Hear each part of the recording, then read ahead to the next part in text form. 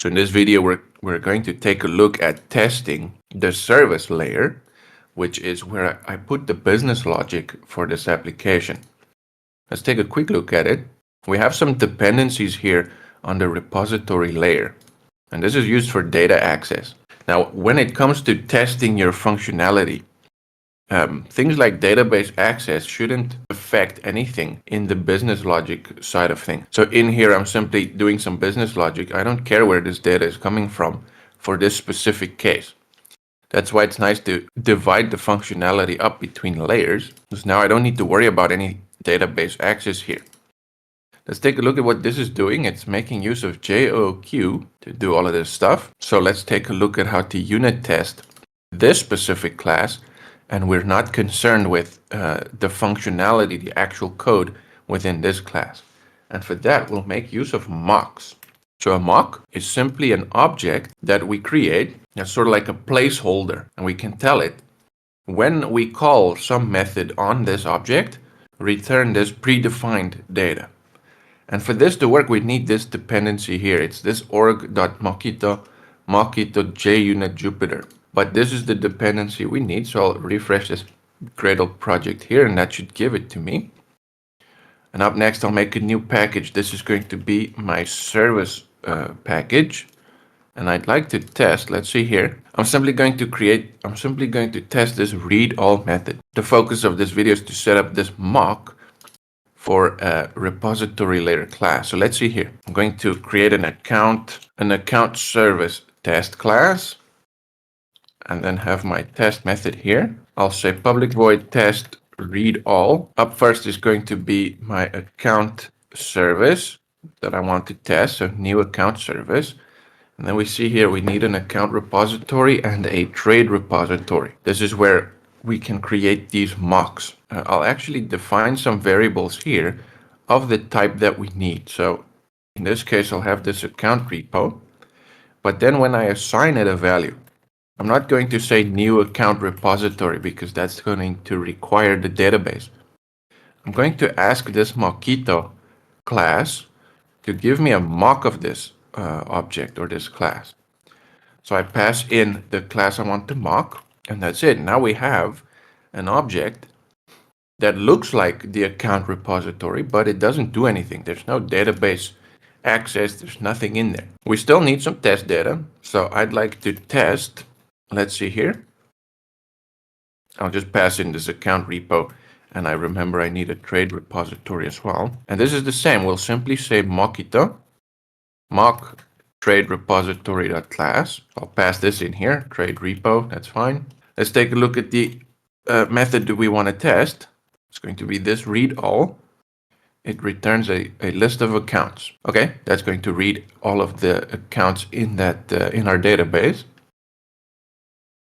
So I'll have a list of account here, and this is going to be my actual, and that's it. So we can set this up here. So for this, I'll need to get this repo to respond with some value. Now, if we take a look at this code, this repo here is referring to our mocked account repository class, and I'm calling this read all on that object. If we take a look at what this is doing, it's simply doing a select all from account, and that's it.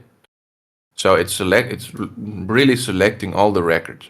That means I need to tell this repo, when someone calls read all on this object, then respond with some predetermined value. So let's see here, we'll start off with Mockito, and then we have this when method. When the account repo.read all is called, we can return, and it says here we need that list of accounts. So let's do it the same way as with the previous video. I'll have my test accounts, new linked list of accounts, and then I simply need to add one here. New account, let's see what's the arguments. It's quite a lot of things. I'll do the same thing here as I did with the trade. So it's going to return a very simple account. The only thing I have here as an argument is the username, because that's going to give me an opportunity to give something unique. So I can say create test account and then pass in a username, maybe even make two of them. And now I have these test accounts. So I'll tell Mockito that whenever